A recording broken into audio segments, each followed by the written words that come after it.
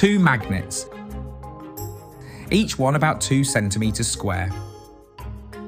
Available through Disney Store, the designs stripped down to almost nothing. Just their most recognisable features set into clear acrylic. They were made to go on a fridge. Bought without much thought, carried home and put up somewhere. And then one day, not thrown away, not broken, just quietly somewhere else. Objects like this were never particularly rare or significant, which is exactly why today so few survive in any condition worth noting. Wally and Eve as magnets drawn together. Whether that was intentional, the archive can't say.